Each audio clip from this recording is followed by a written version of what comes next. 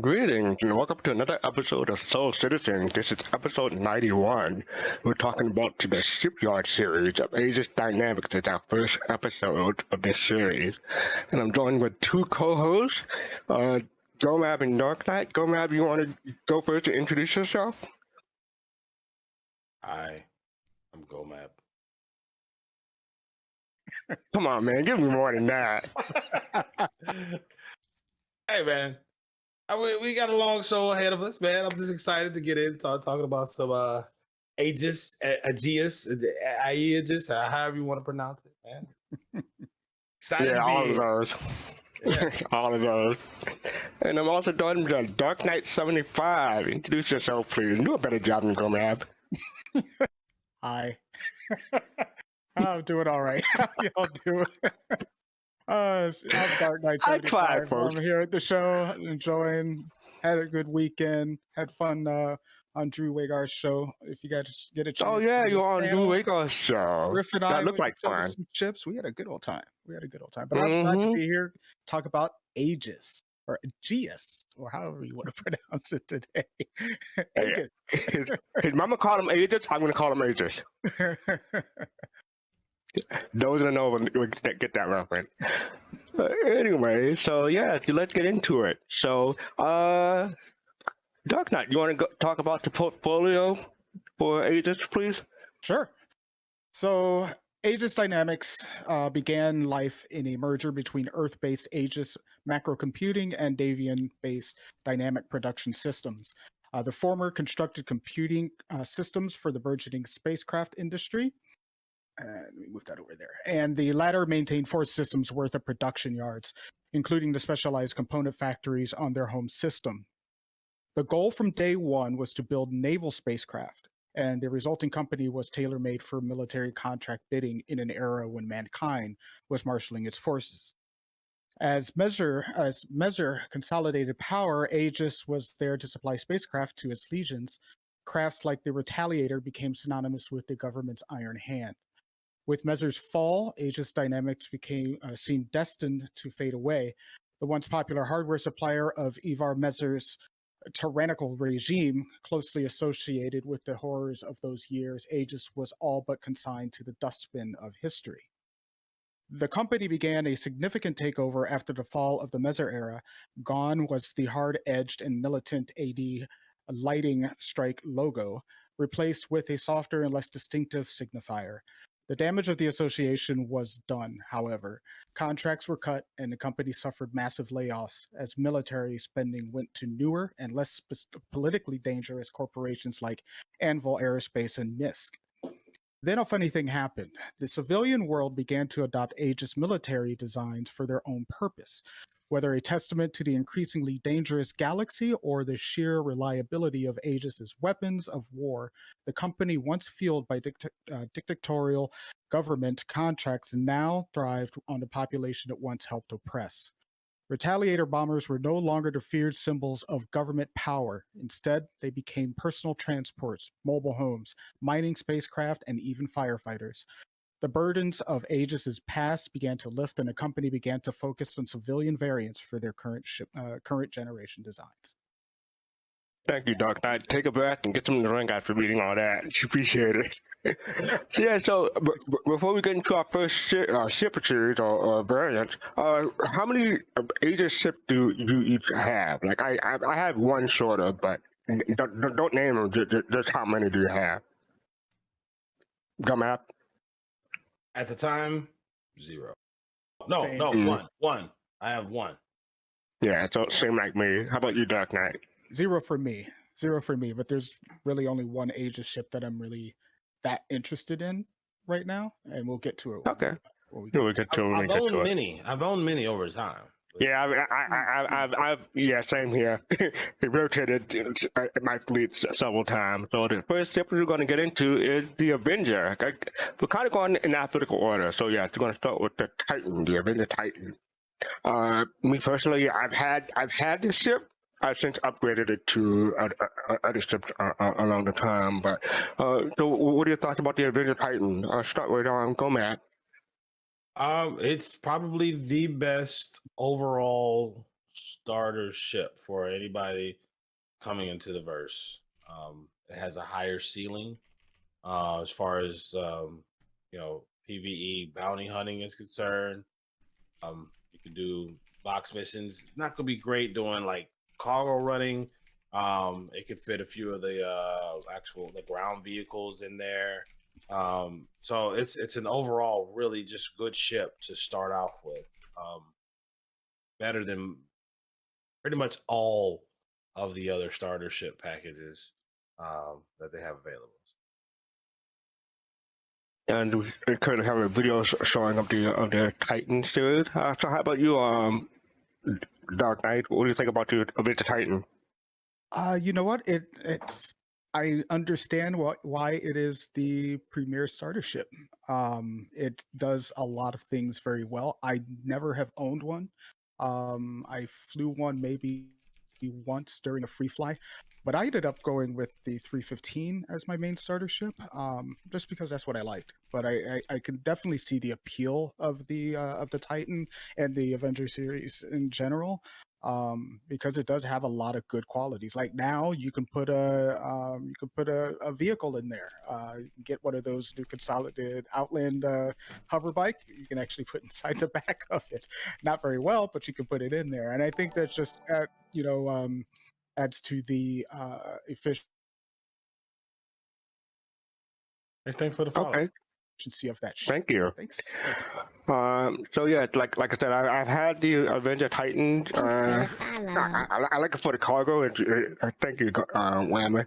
I like it for the cargo, and it's pretty good weaponry on that ship. And like I said, it's probably one of the better starter ships. Definitely better than the or Mustang. Yeah, I would probably skip. Yeah, I'll probably skip the Aurora and Mustang, go to and even the 100 series, and go to either the 300 series or the Avenger Titan myself. Mm-hmm. So I've heard that we have a video for the for the Avenger Titan Avenger series. So let's take a look at each video.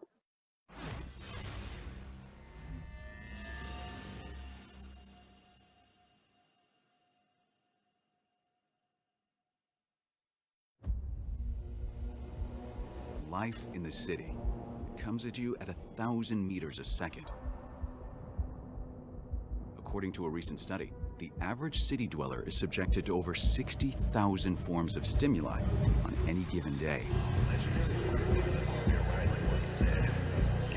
That much information beamed into your brain, it's not surprising that some people can react a little differently.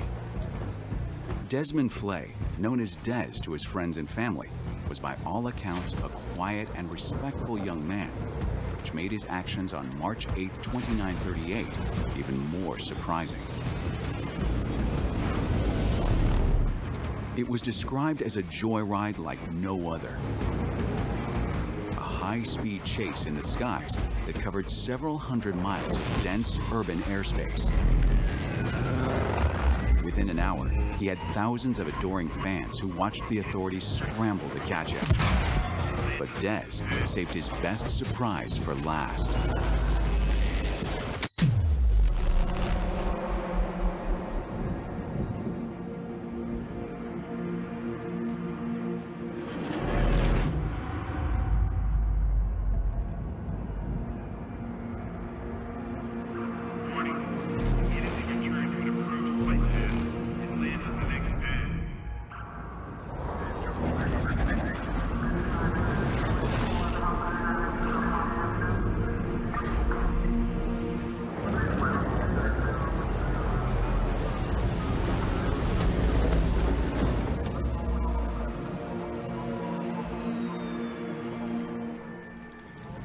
When captured, local police asked why he did it.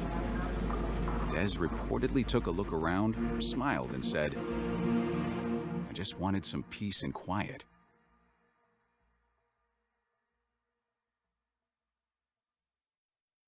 See your local ship dealer for financing options. Certain restrictions apply.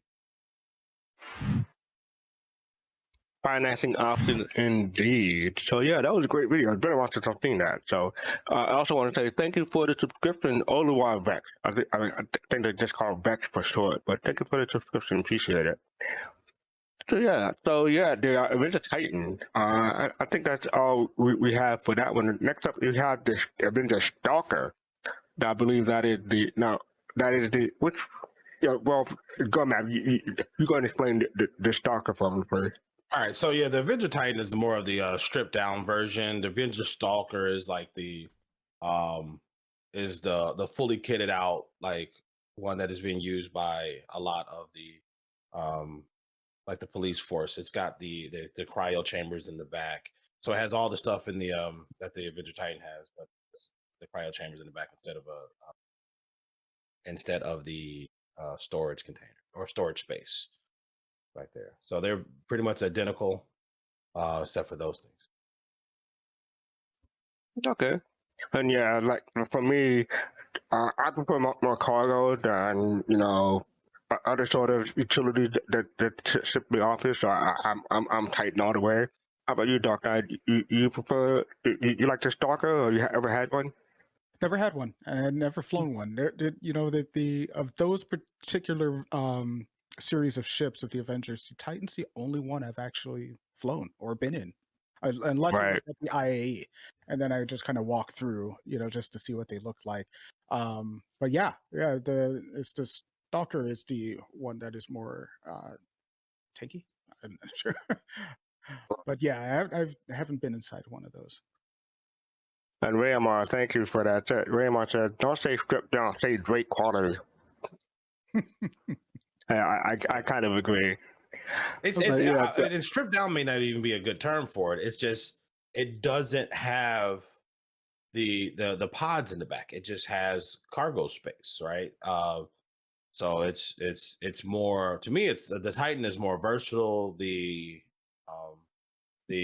Stalker is more meant for policing and bounty hunting, and then you got the other variants that are more specialized in their roles. Okay. All right. So next up we have the Avenger Renegade. Dark Knight, are you familiar with the Renegade? Actually, you know what? I'm not, because I was looking for alternate other information on it, and I didn't find much except for a little bit on Urkel. But tell me about it. I'm not exactly 100% sure which one that one is. I'm similar. Go, man. You're probably going to be like the Aegis guy for this show. That's all right. Yeah. All right. So back in the day, there was this famed pilot. He was an agent who flew an Avenger chasing after. I believe it was. I forget who was. If there was Xenothreat, I think he was going after Xenothreat folks, but they were and other pirates, but they were able to get away from him all the time because they were in much faster ships. So they would hit and they would run, and he was in a Avenger Stalker, and it just wasn't fast enough to catch them. They would run away. So he had one that he basically stripped down, got rid of all the pods and stuff out of the back of it, stripped it down, made it lighter so he actually can catch them. Now, the legend around him, was that he was a shoot first, ask question later type agent of the advocacy. So he would, he got known to stack up bodies. That was who he was. So they called him the Renegade agent. But come to find out, he really wasn't doing that. He was working with other forces to help actually bring folks to justice. He wasn't just a murdering a policeman out there. Mm-hmm. So, but that's his variant, which was more stripped down, was tagged as the Renegade. Okay, thank you. So yeah, a lot of these ships had quite a bit of lore, and I believe the difference between the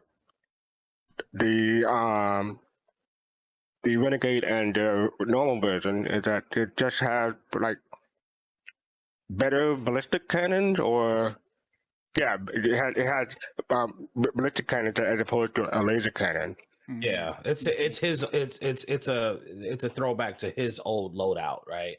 Okay. that was more lighter, faster, able to keep up with the pirates and the Xeno threat that he was going after as part of the and yeah, thank you, San Groper, and a custom skin. Okay. Oh, skin, of course, yes. Not available then. You can't get that ship outside of the game or inside the game, can you?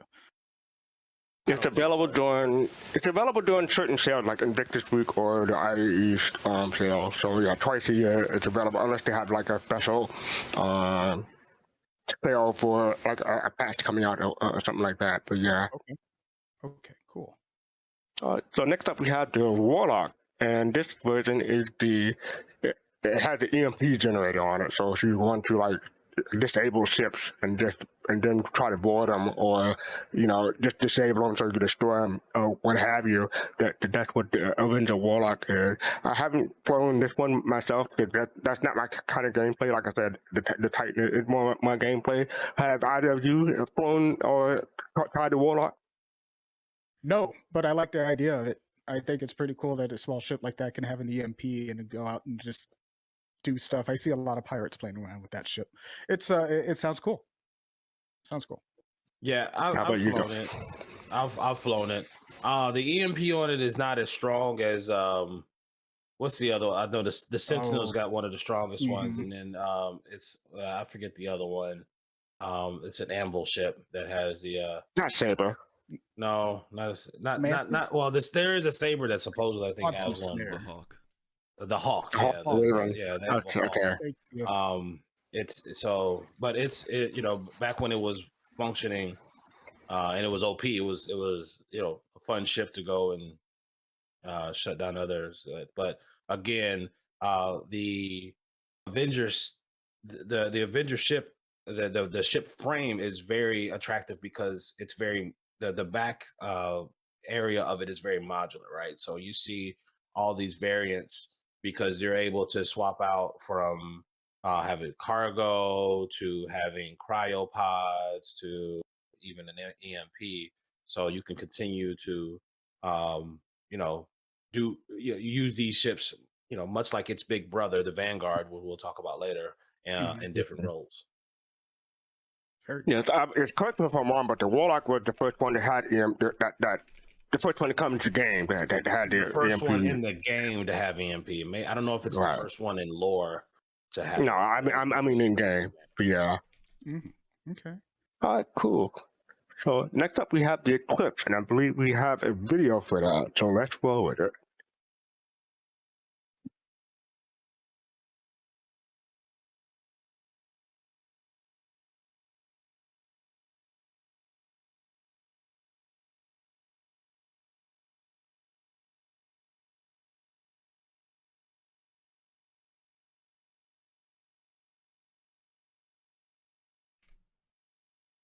See, it's stealthy. You can't even see it.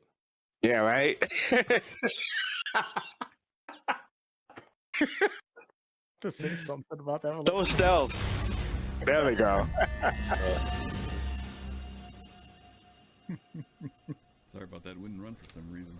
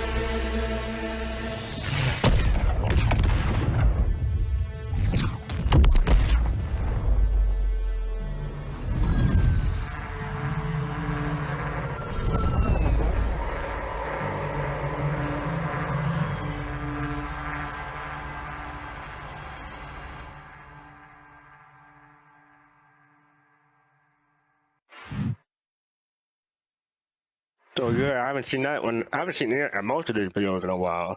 But according to the RSI website, the Avenger Aegis Eclipse is a bomber designed to get in and strike before it's even spotted. After extensive service with its high-tech military stalwart is making its debut on the civilian market for 2947. So it's been about 4 years since it came out. Dark Knight, have you flown this, or do you have the Eclipse? I love this ship. I have flown it. I don't have it. I don't own it. Maybe I'll pick it up in game, but I love that ship. I mean, who in their right mind thought to put a B2 in the hands of a civilian? I mean, that thing is. They had to have that ship, and because it just represents just pure stealth that we know of today, and that shape is unmistakable, and it's just an awesome, beautiful ship to fly. But don't get into a. It's not a dogfighter. It does not dogfight, so don't even think about doing that. You got other ships for that one, but I like it. I love that ship. Yeah, and this one is $300 USD. I forgot what it was for the concept, but that's what it's listed as currently, but on the Play Store. So Gomab, In game, it's 3.5 million in game too. So okay, thank you. Mhm. Yeah, so Gomab, what do you think of the Eclipse? Oh, I love the Eclipse. It's great. It's like ERT easy mode. You just get within about 6 kilometers of the hammerhead and just link a size 9 and watch it go pop. But I do want to make a distinction here, right? I think, if I'm not mistaken, the Avengers came out as part during the Messer period, right? And I just want to call out, they weren't very popular for the military, but they were very popular for like the police and the advocacy and those folks, right? So you saw a lot of those around. The Eclipse, on the other hand, was after the Messer regime, if I'm not mistaken. When you say, hey, how did they get into the hands of civilians? Look, man, Aegis was just trying to find buyers for all their stuff. They were like the sole. We don't care. Yeah, well, I mean, because they were in trouble after the Mhm. Messer regime went down, because they were the sole provider of military ships to the Messer regime, right? And so when the Messer regime went down, they were kind of pariahs in the market, right? They were even about to. Yeah, they were seen as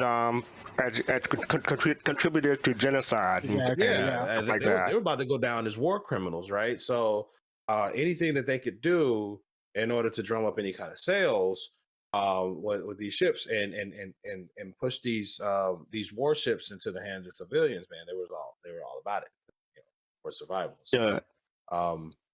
But yeah, I just want it's an important distinction. Like, as we go down this list of ships, where these ships, during the Messer regime, were they used by the Messer regime, or did they come after the Messer regime, and are they part of this new thing where it's a partnership between the governments and the civilian forces?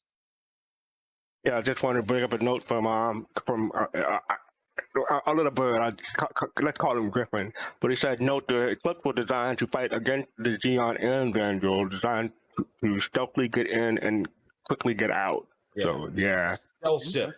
It's a sneaky boy, right? It doesn't, it's there to get the payload off without anybody even knowing that you're there. and I do love the design of this ship. If it was more my gameplay, I would definitely have one. I might just get one to put in my hangar to just to look at when the game comes out. But yeah, I probably won't get one before for $300. So that's me. But I do love the design, and it really does reminisce of the B-52 bomber. And yeah, it's a great little ship. All right. So next up we have the Gladius, and I believe we have a video for that. So.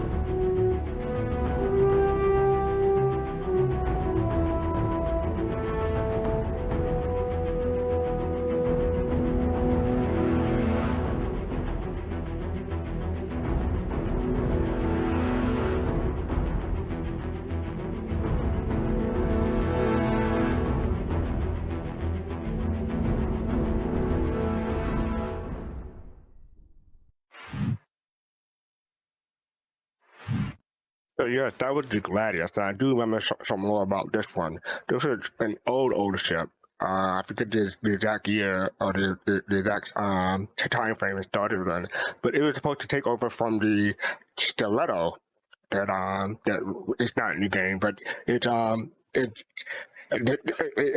for the Vanguard, and the Stiletto was a light fighter ship, but it was too fragile to go against the Vanguard. They took it was just not good about against the Vanguard, so they built a new ship called the Gladius, and it was a light fighter, and it's much better. The Stiletto didn't have a shield, but the Gladius does have a shield, and that's what made the difference. So Dark Knight, how about what do you think of the Gladius? Cool. I mean, it's a very popular ship amongst combat players. It's fast. It's maneuvers very well, from my understanding. I have not flown one, to let you know, so I'm not exactly sure how it flies, but a lot of people love that ship, and it's formidable, as you know, especially like in a team of them can hit pretty hard, from my understanding.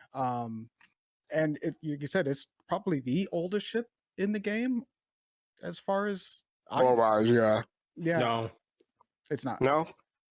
it's not even the Constellation. oldest Okay. Aegis ship. Okay. Well, when we get to it, let us know. Continue on Dark Knight? No, I think that was it. I think it's a cool little ship, cool little fighter. It's not the one that I would get the other one coming up to, but I like it. Very cool. Yeah, and for $90, it's a great top line single light fighter. I think that's a good deal. What do you think about the Gladius, Gomab? I think everybody should fly a Gladius. If you plan on ever playing Squadron 42, the Gladius is going to be the ship that you're going to be flying in for the majority of that game. So get comfortable with it, understand how it moves. You won't just be figuring it out the first day of Squadron 42. But yeah, you're right. So the Gladius came in, I think, if I'm not mistaken, it was between the first and second Tavaran War, or maybe, I mean, was it Tavaran? No. Yeah. Tavaran, yeah. Yeah, first and second Tavaran War, because of the stilettos didn't have shields, right?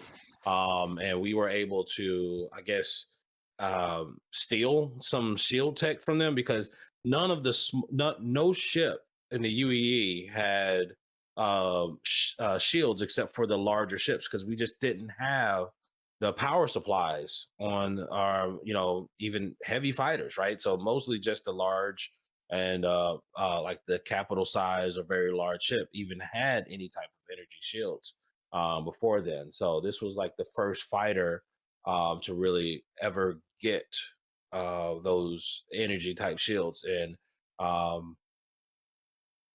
the fun fact, the Gladius is one of the first ships to ever be piloted to actually shoot down a Vandal blade or glaive on it. They're big. Yeah, ships, that's right? we'll get to that for the Valiant, but yeah. Yeah. So it's a strong ship, and it's CIG's baby, so it'll always get all the new stuff first, because it's going to be in Squadron 42. Yeah, I was just can't emphasize enough. If you're going to play Squadron 42, you probably want to get familiar with the Gladius. If not rented, or try for free play and get used to it, because it's going to be a main thing for Squadron 42. That's one of the reasons why I owned a Gladius. They had a LTI token, a Warbond LTI token, what is it, a year and a half ago? And I nabbed one and got LTI on one of my chip packages that they only had 6 months insurance. And for the not Invictus, Xenothreat, the last Xenothreat, my mainstay combat ship is a Super Hornet.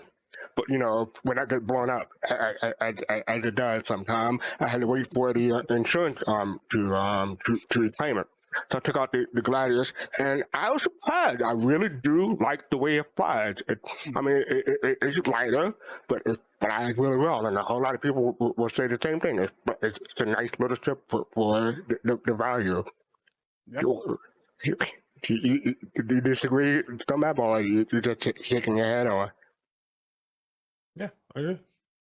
Okay, To go ahead. add to Gomab's point about flying and your point about testing out the ship, it's only 23,000 to rent it in the game for a day, just to play around with it. And then it's 1.1 million in game to purchase. So Man, that's like one day of That's Jump one Town day. right there. Just go. Yeah. Look, that's like- One did that's like sometime. easy. Is that how we measure value now? Yes, Not US value is dollars. in money. Yeah. Yeah, Sandgroper said Gladius is also cheap to buy in the game. That's what you were just saying, and it really does fly well. And as far as like light fighters go, it probably is my favorite ship to fly. All right. So next up we have the Valiant, which is what Gomab was alluding to. You want to get into the lore of the Valiant? So I don't have it up right now, but all I know is it was basically it was I forget her name. Condi Hilliard was flying a Gladius, and they were doing some maneuvers. They weren't even going after any the Vandal, and just happened to run across a squadron of them, and were able to get the jump on them. And she was able to land some shots and kill a Vandal. Was it? I think it was a glaive. Scythe. Scythe. Yeah, Vandal Scythe. Yeah, I want to say Scythe. Yeah, and she was the first fighter to actually be able to take one of those down, because they're very, they're very formidable. We've all dealt with them.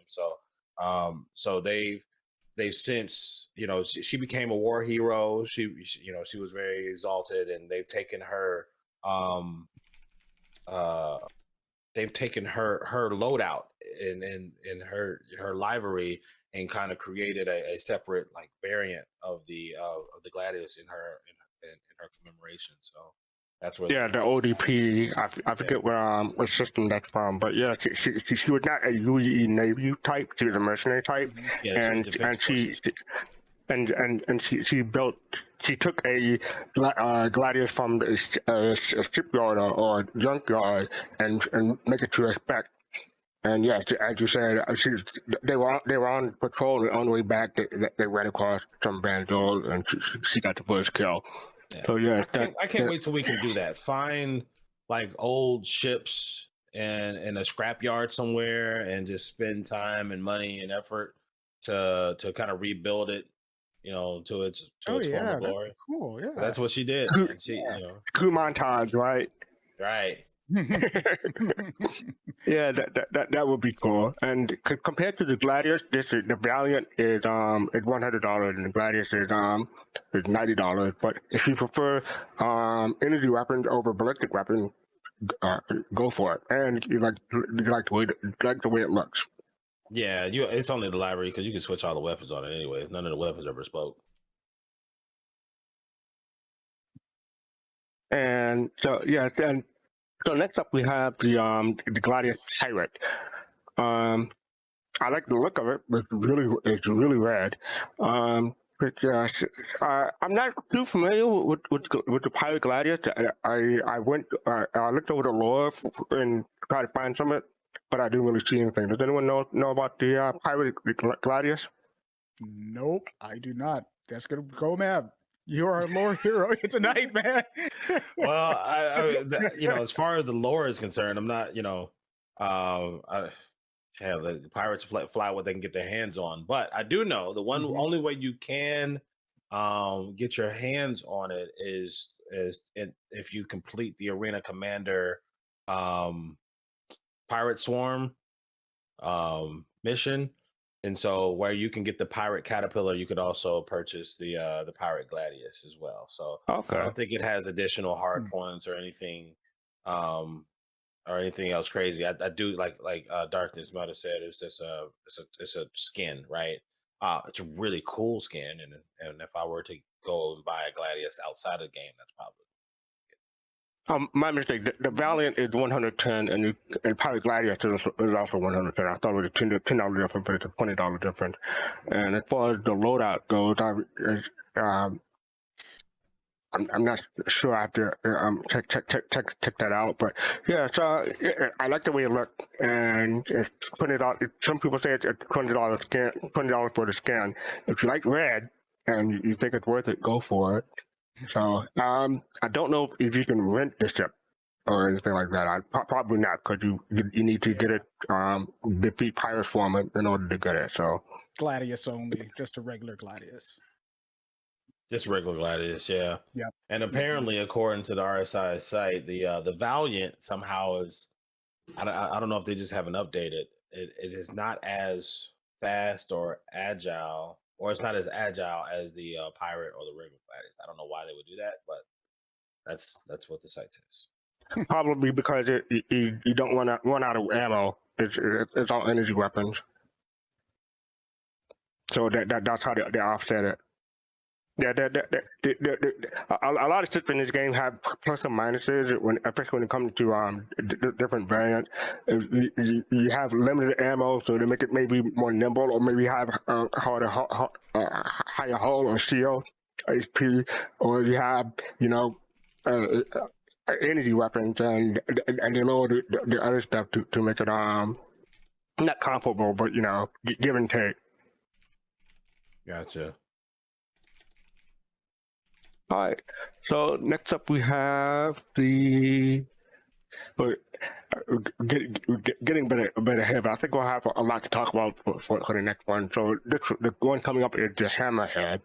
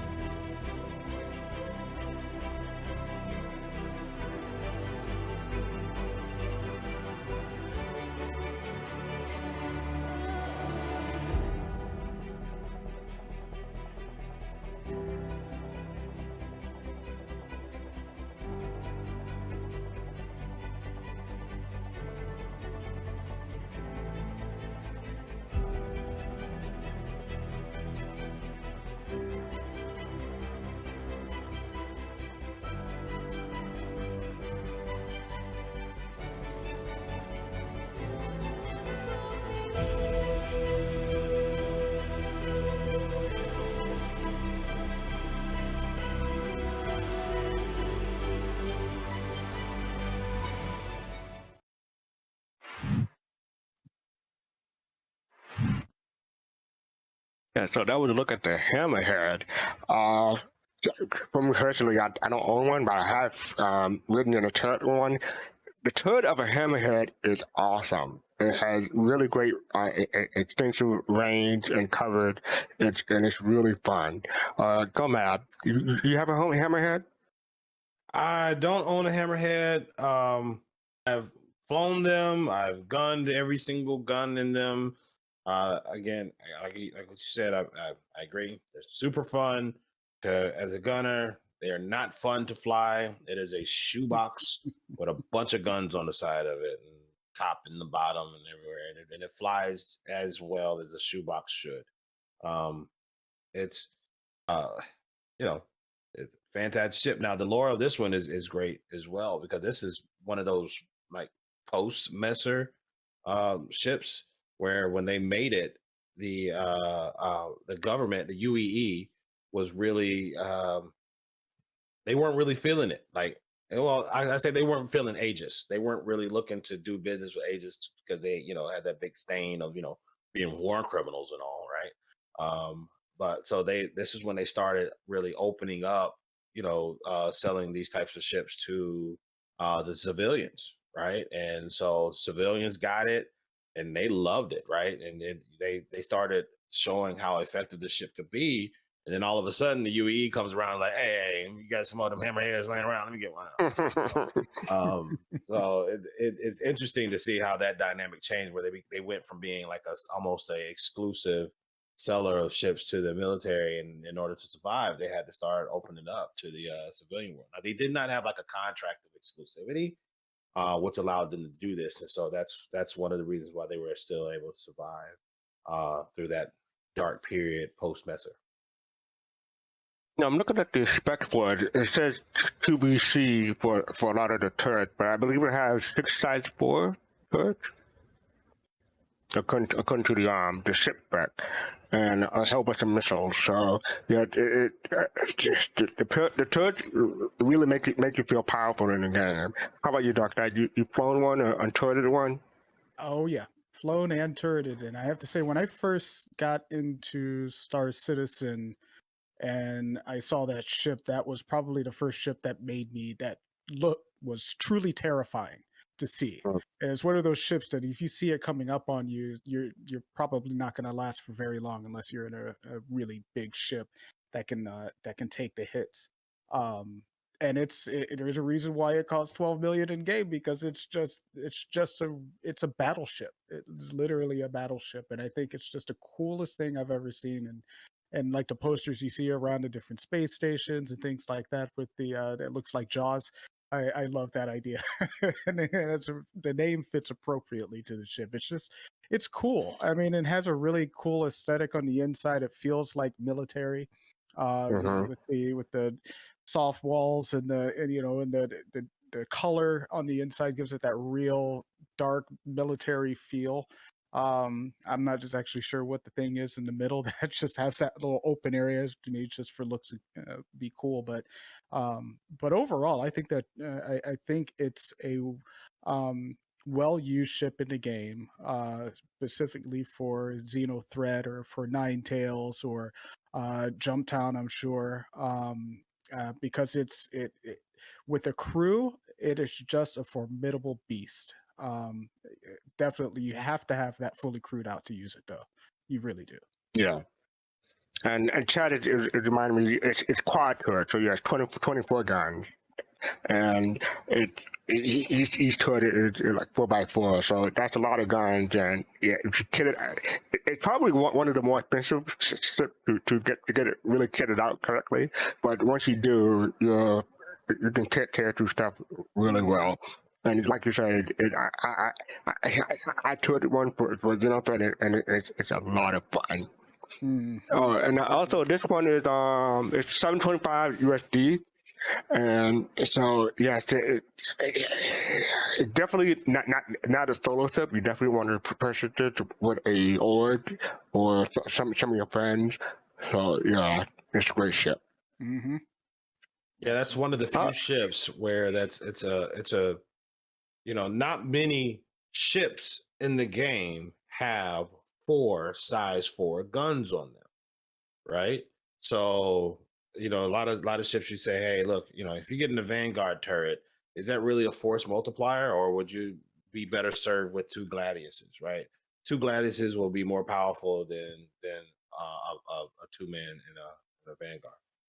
But the Hammerhead, having that thing fully crewed, it will, it's one of those chair eating situations, right? Mm-hmm. Unless So you have next an up we have. Eclipse. Oh my God. So next up we have the Nautilus. So let's see how that is. The Nautilus brings exciting gameplay to the Star Citizen universe because it's something very traditional for Chris Roberts style games. I think it just adds a lot of extra depth. Our combat gameplay is very offensive based at the moment, so it's a lot of players going out there, hunting down other players, killing other players, and taking their stuff.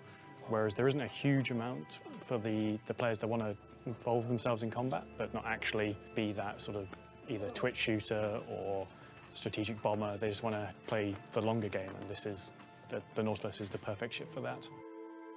So one of the key aspects for mine layers and minesweepers is maintaining their minefields. Minefields offer a great way to add defensive gameplay to Star Citizen. They allow players, whether they're in an org or solo players, to ring fence or protect a sort of strategic asset, whether that's a space station or even just entry methods to certain areas. We get the design brief from John Crew and his team, and that gives us our basic spec of what we need to hit. Chris likes to keep it as open as possible in terms of implementers for art, so we can just be free basically. Out of the three, the one that Chris chose and the one that was our favourite, it's got that sort of armoured feeling about it, but then it's also hits all the beats that we need it to hit. It's got the big S7 gun on it. It's got the silhouette change when all the mine launchers pop out. As a ship, from all angles, it looks really good. The other stuff was interesting, but this one was a clear favourite. When people see it, it's a relatively simple shape. It's essentially a triangle, very Aegis. It's kind of it's like a tech sandwich. You've got the top and the bottom, which are simpler, and then you've got a slice of just heavy tech in the middle. Aside from the mine laying side of the gameplay, there's the people on the other end of mines. It ties into the whole scanning and exploration side. So these mines are quite hard to detect. So obviously you wouldn't want them to be huge gleaming red beacons of light that are there. They sort of embed themselves into the world quite nicely, and ships that are designed for hunting things down, such as scanners, great, they can find them. If you want to go through a minefield, then the Nautilus itself can do some minesweeping with its drones, but then other ships equipped with EMP or distortion weapons can temporarily disable them, which helps give other combat ships a way through these areas. And then there's the whole supply chain side. So whilst the Nautilus is best placed to bring more mines and recover those mines, other ships will be able to sort of assist in that functionality as well.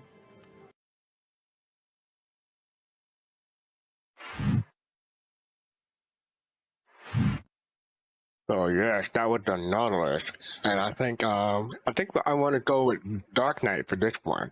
What do you thought about the Nautilus? So it's a mine laying ship. I don't really know a whole bunch about this ship. I'm kind of looking through the wiki and reading up on it a little bit more. I'm interested to see how this thing works and and I can see it being incredibly effective. Say if you're trying to hold down a space station or something like that with your org, and you have mines just everywhere.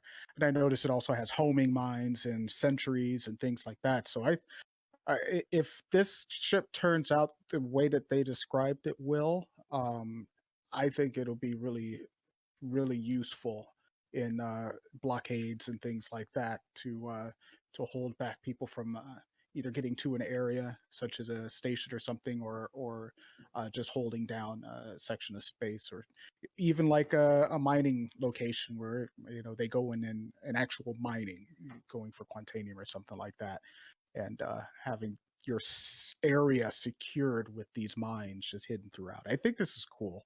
I'm interested to see how it works.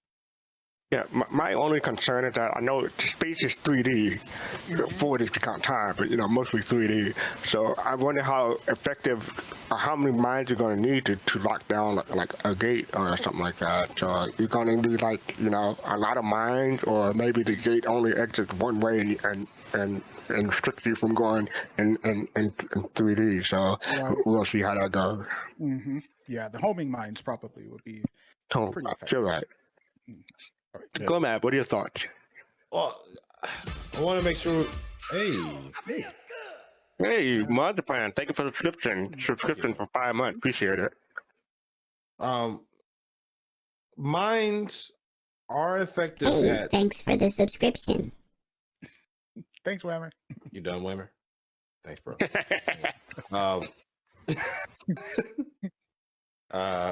Mines are effective at killing ships and doing damage. However, mines are really more effective at directing traffic to where you want it to go, or away from where you don't want them to go. Right?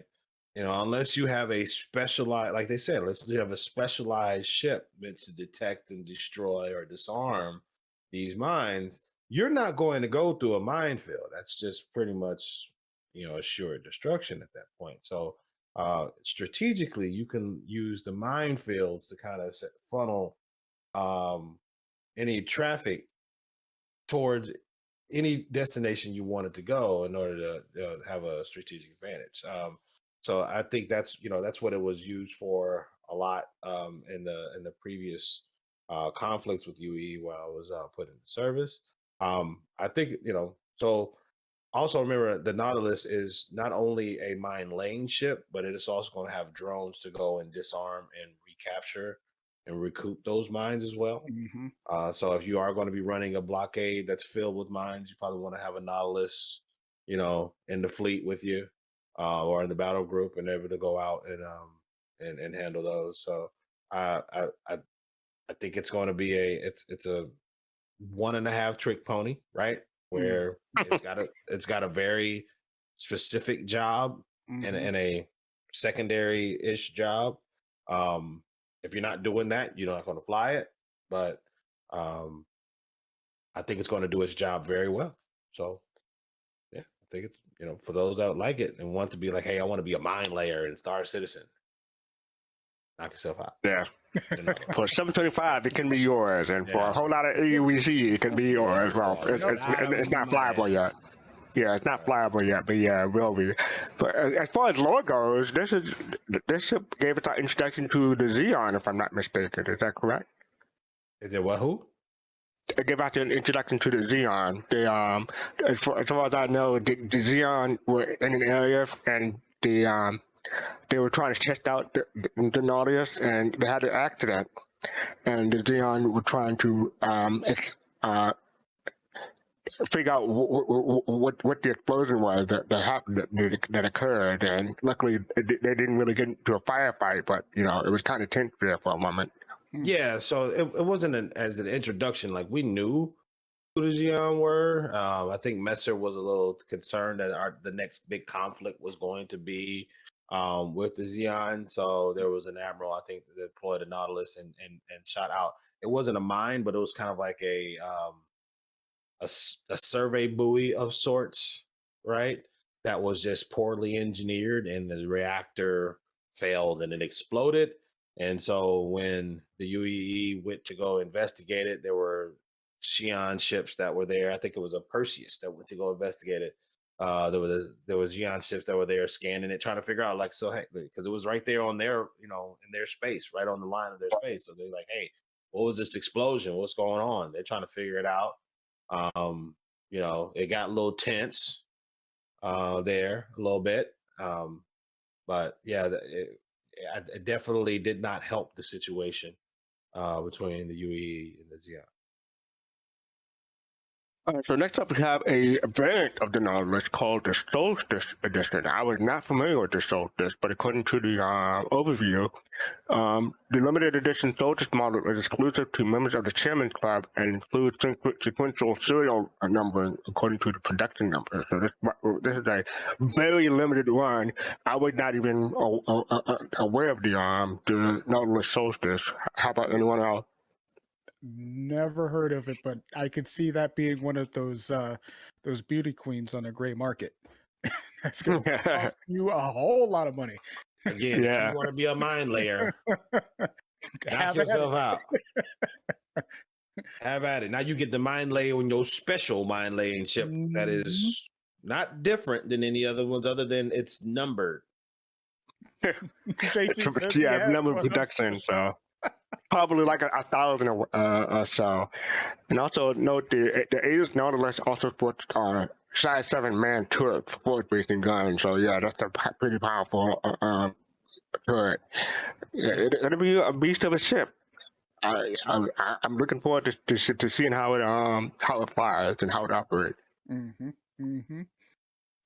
So next up we have the Reclaimer. So let's take a look.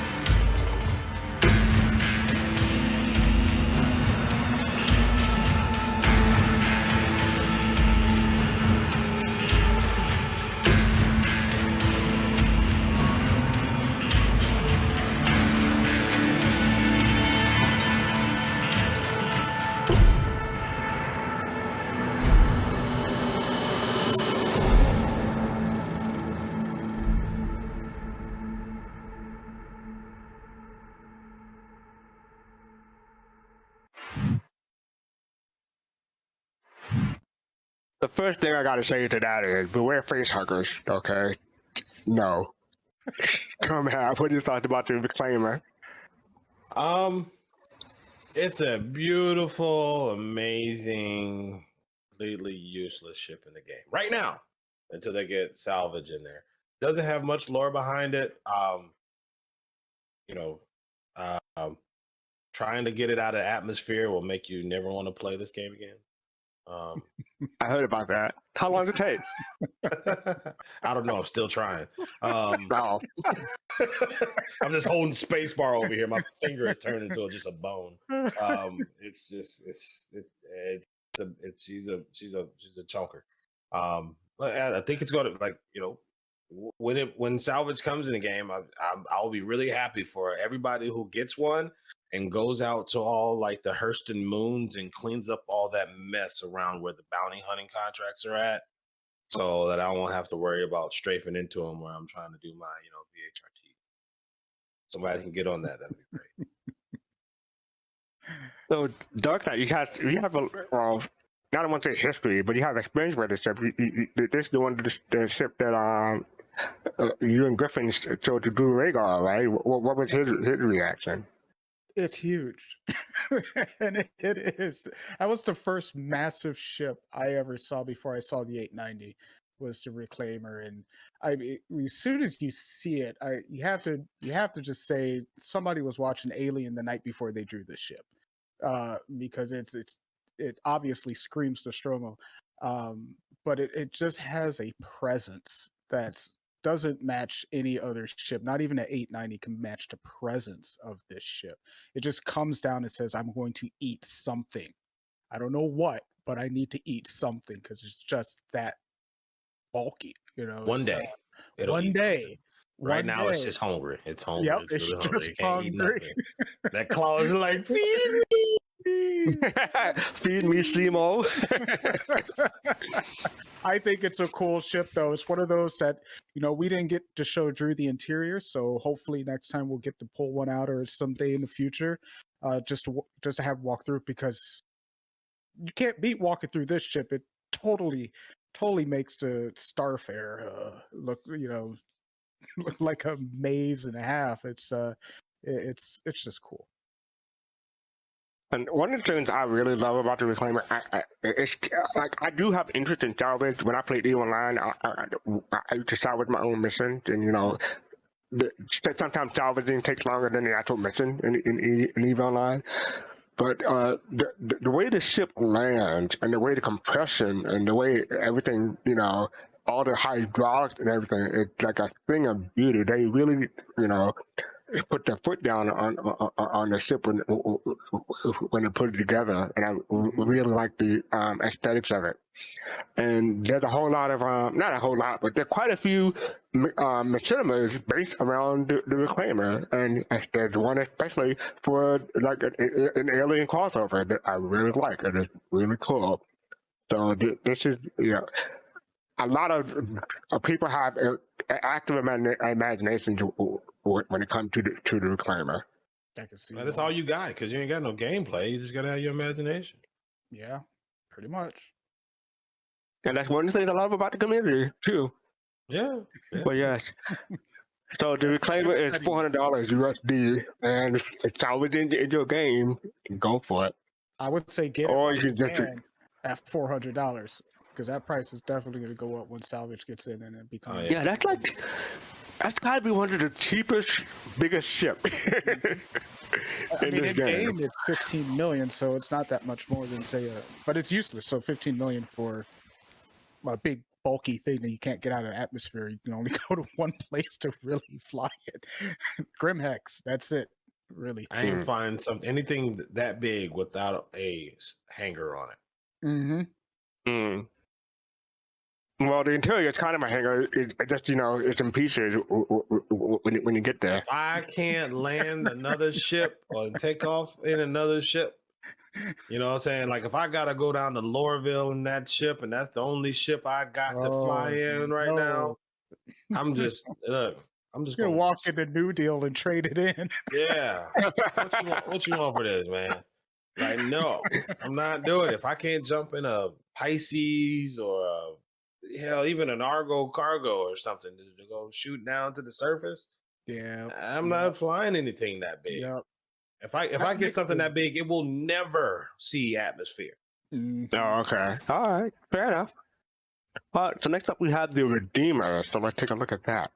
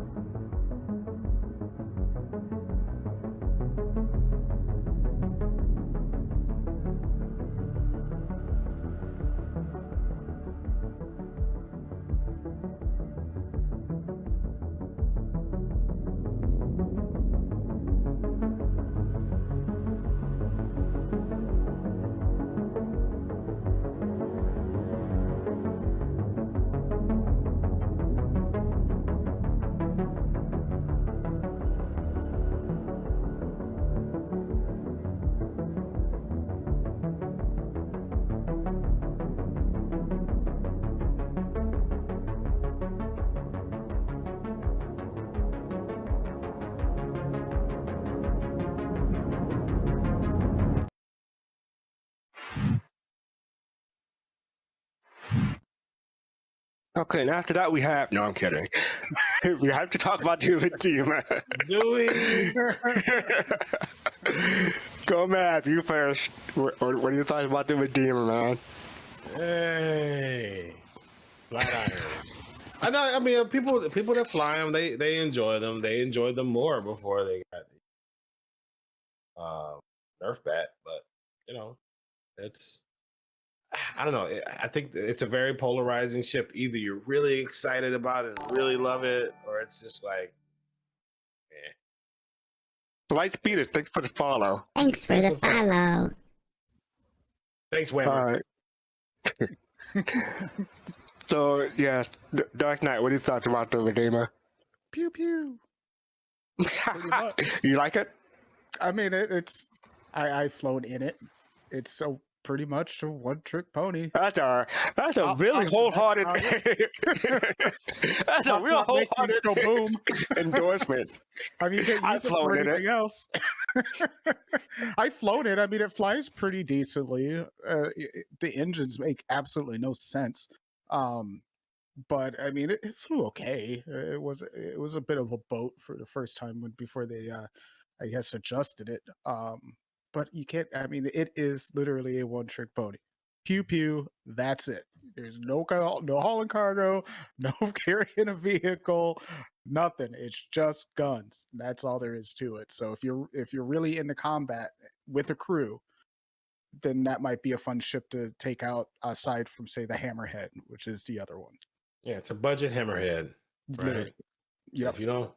So, if we have to cover the Redeemer, we should try to cover it correctly. I just want to say that this is one of the ships that won. This is the ship that won the Next Great Starship contest back in 2014, I believe. Mm-hmm. And this is the ship that won, and they've tried to make it into an Aegis manufacturing, but they didn't have the aesthetic down back then. So they went back and redid it. And it used to be like 240 or 245. But this was my CCU into the Bandit Merchantman back in the day. I had a Redeemer to Merchantman CCU. So that's my experience with Redeemer as far as it goes. But now it went up to 325. So that's a big jump in price. And you know, it did go up in utility, so I can see why it did it. Yep. But yeah, and it's not it just came out yet, so coming soon, maybe. Yeah, and you know, they put out a big push of it for the last IAE. That's when the price jumped. So the Redeemer is a good CC. It's good as a CCU. Yeah, right, y'all are. Yeah, I got one sitting in my buybacks. Just in case people just don't know, the Redeemer came from a contest that CIG put on many years ago that they put out to the community, to development shops to come up with the next great ship, and the Redeemer was the winner of it. So that was years ago. They've been developing since then, and you know it's changed. It's changed purposes. Before, I think it was a drop ship. Worked on jump gates it was going to be a drop ship, but then they in development they said that didn't make sense. You know So what I we're mean? gonna make But I that think ship. they recognized They had to too figure out some way to make that ugly ship attractive, and we play Star Citizen. We like big guns, so they put a And we bunch of cannot lie. Put a bunch of them. yeah, we put a bunch of them on there, right? And so here, have some flat irons and guns. There you go. That flat irons and guns. Wait, how'd you get the name of my garage band? All right. Next up, we have the Retaliator. So let's take a look.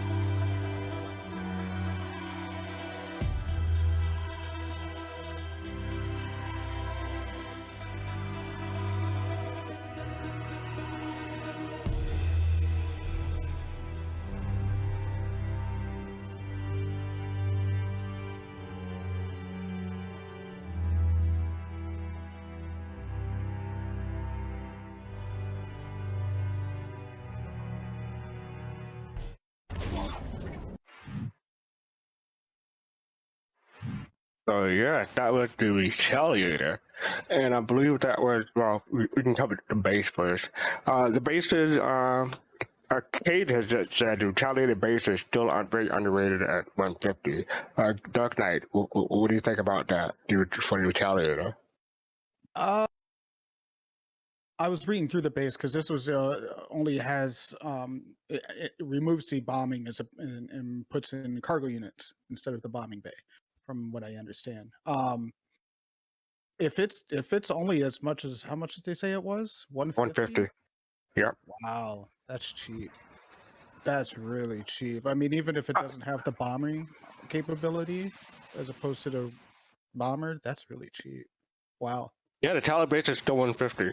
How much SCU does it say it can carry? Do you see that? 40. 40? Okay. All right. So I mean, it's not bad. Yeah, especially for the amount of protection that you get it. Right.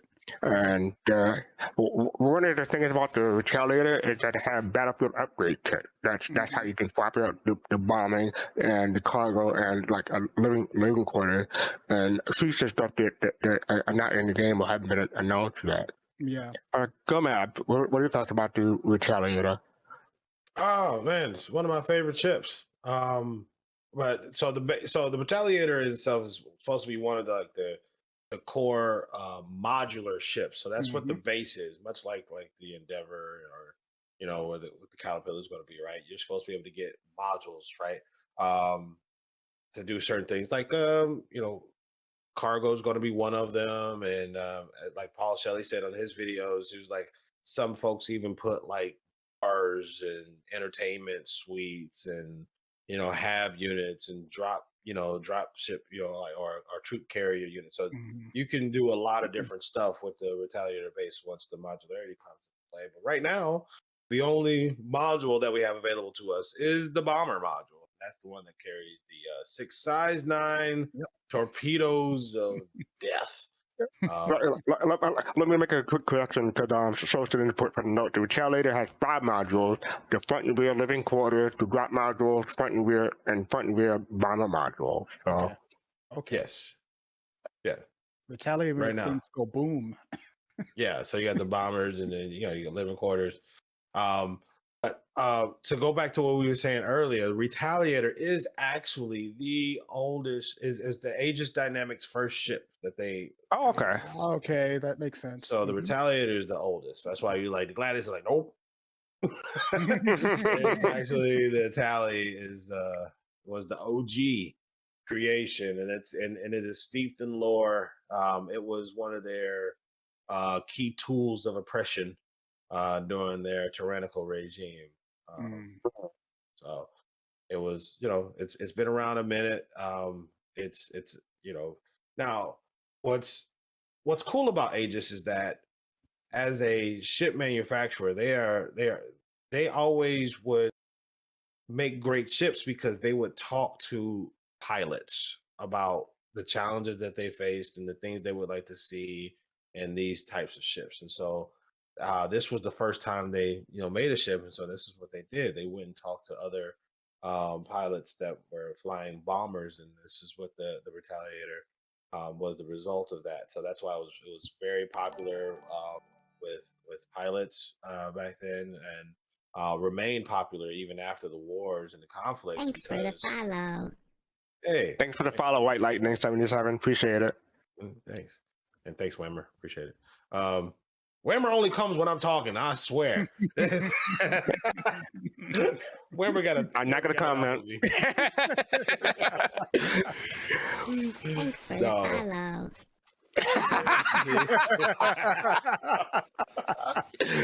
Please continue, Gomab, before Whammer make a return.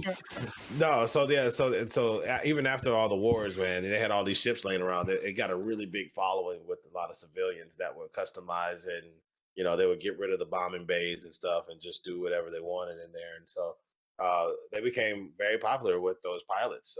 They have conventions, throughout the verse about where all the Retaliator pilots all meet up and stuff. So the stories behind it are really cool. I definitely suggest folks go and look into the Retaliators.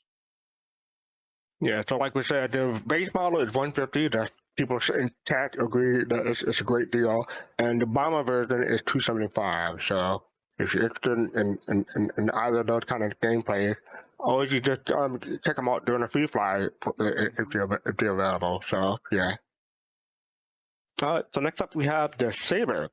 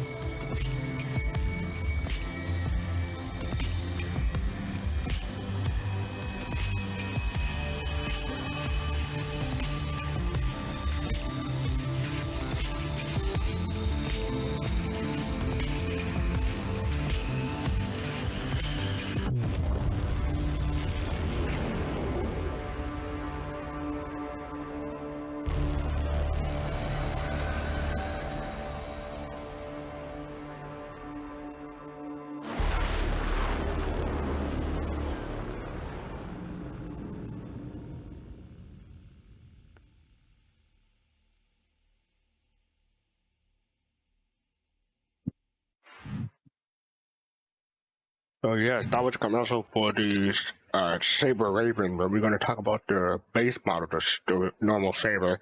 It's listed as a stealth ship, but people use it for a lot more than stealth.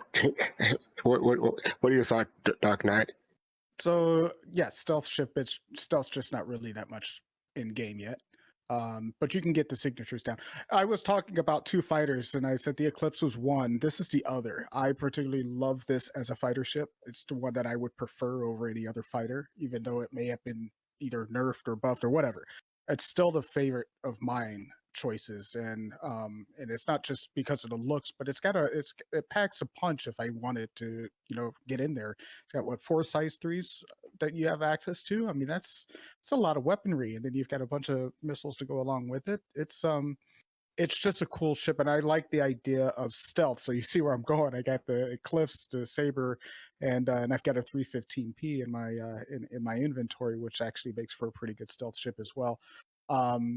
But I like this. I really, really like this ship. It's in my buy list in game at 2.2 million. It's not bad. Yeah, so it's 170 on your RSI store. Unless And you can rent it. Right, and you can rent it. Go, Matt, what do you think about the Saber? Saber was the first ship I purchased after I bought an Aurora. Okay. All right. Loved it. Amazing. I was having fun, and CI detected that I was having fun, and then they hit me with a bat, and they nerfed the ship mercilessly over and over again. and I wasn't having fun in that ship anymore. So now it sits in my backpack. It's a fantastic ship. When it was functioning properly, it is armed to the teeth. It was fast. It was maneuverable. Had an amazing stealth profile. I think that, like almost every other so-called stealth ship surpassed it somehow in its ability to get the signatures down. But yeah, it makes me sad to even think about the Saber right now, because it was at one point in time my go-to ship to jump into to go. So the moral of the story is don't get too attached to a ship. Is that what you're saying? Yeah, don't get attached to it, because with the face over IP, if they see you smiling too much, they gotta come and take that away from you. They don't want the smiles. They want the focus and consternation on your face. Yeah, I never got the Saber. I'm more of a Hornet or Super Hornet fan because I love the tankiness of the Hornet. The Saber was too fragile for me, and I'm not a nimble type fighter. I'm not a boom and zoom type of person. I'm more of a jouster, so that's why I prefer the Hornet. But the Saber had 3 shields.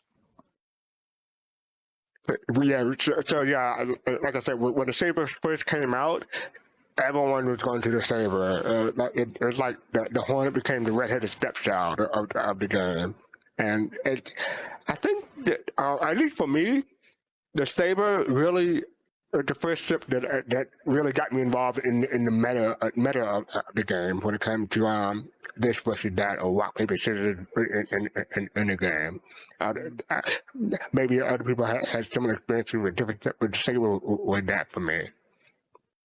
What do you? Yeah, I think it was the meta at one point in time. Mm-hmm.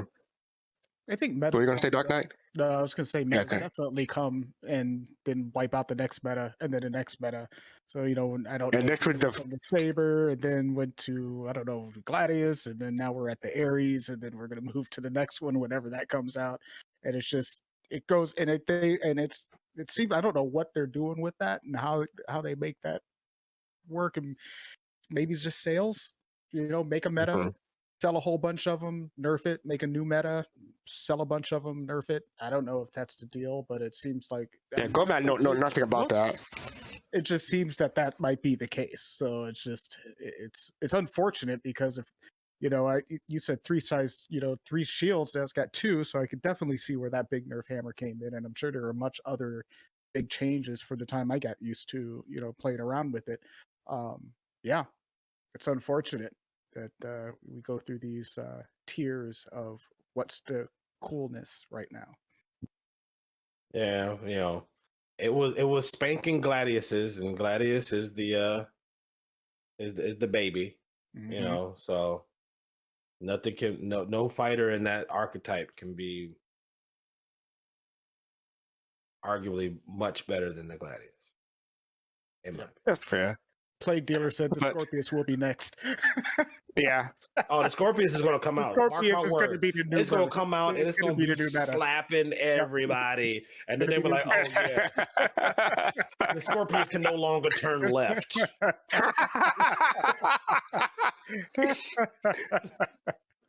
All right turns from now on.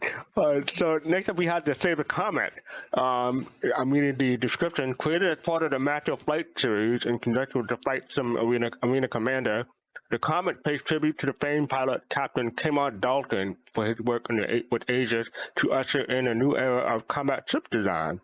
The Saber comes equipped with a specialized dogfighting focus loadout and a custom special edition livery honoring this iconic ship. And I believe the difference between this and the normal Saber is that this one has cannon and scatter guns, and the normal Saber just have laser repeater. I don't have experience with either of the Sabers.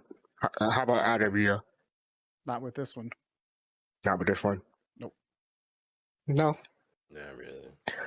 And the commercial that we're seeing is for the Saber Raven. This was a Intel, I don't want to say, yeah, Intel exclusive. I want to say CitizenCon 2017. Different people had to look under the seat, and they had a special coupon. They would get a the Octane drive along with a Saber Raven coupon. Yeah, if you bought And the Optane drive, you would get the code. It was a partnership. thank you. Yeah. Right. And as far as I know, I don't know if they're still going on. Maybe nope, you can't. Okay. Can't So, get one. there's currently no way to get the Saber Raven Right, anymore. You gotta buy an unused code. It cannot be gifted, cannot be traded, and none of that stuff. Yep. Once Good the luck. code has been verified or validated, it's assigned to that account forever and ever. So unless you want to buy somebody's account, which is against terms of service, Yeah, don't do that. You But I literally recommend have to go in a black market to get that thing. And then you're looking Not at in gray market, black market. black market. Thousands of dollars would be traded for that ship right now. So yeah, leave it alone. If you don't have one, you ain't getting one. Yeah, and as far as the differences go, the special skin for the Raven, it has laser cannons instead of and an EMP generator. So this is one of those ships that had an EMP generator. generators. Two. Yeah, you're right. Two. It's the size for EMP generator. So this is one of those. So it was great while it lasted, both, but it turned out you can't really get one anymore. Yep.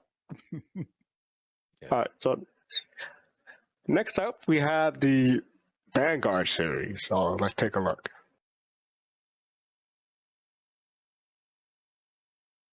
Oh, you're right. There's no video for the Vanguard, so pardon us about that. But there's four bands for the Vanguard. Let's start with the Warden. Well, the either of you have any Vanguards in your hangar? Yes. No. Okay, go ahead. So, which one do you have, I have the Warden at the moment and why do you like it? because it slaps. And I could bedlog. No, it's a to me it's the for my gameplay style, it's the best fighter. Mhm. Full stop. Like I think the Sentinel maybe it could be arguably be better. Without going down the rabbit hole, I'll say until we're able to have more than just two fire groups on a ship, I prefer separating my guns. The big size 5 and the nose cannons on two separate fire groups, as opposed to having one fire group that includes all them and another fire group that includes the MP. Mhm. It just feels, so that's why I like the Warden. I've had the Harbinger before. I've flown the Sentinel quite a bit. I fly a Warden now. RIP to the Hoplite, because ain't nobody flying that thing. Yeah. I love it. I love the Vanguard. They're fantastic ships. So an XL1 in there, man, you can get anywhere. Mm.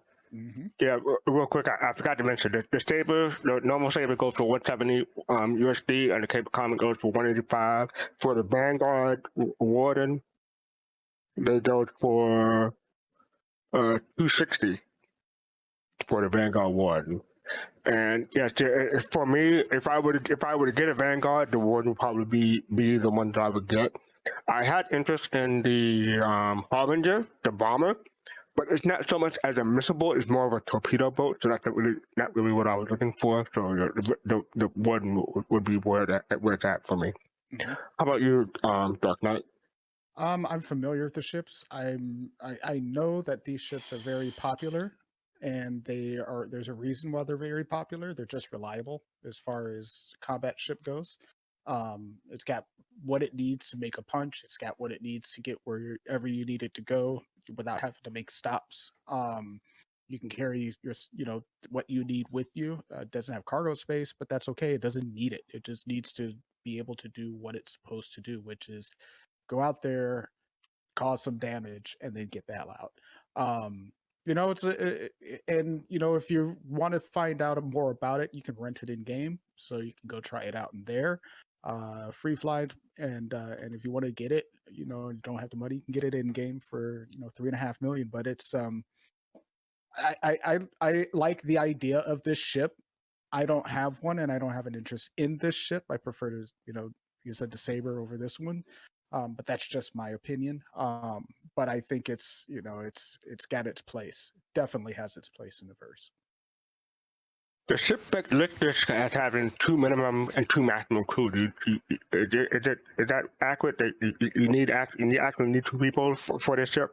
No. A lot of times I even take the weapons off of my turrets just because I don't ever have anybody in my turrets in my Vanguard unless I'm giving somebody a ride and they're like, "Hey, I want to sit in the turret." Like, knock yourself out, bud.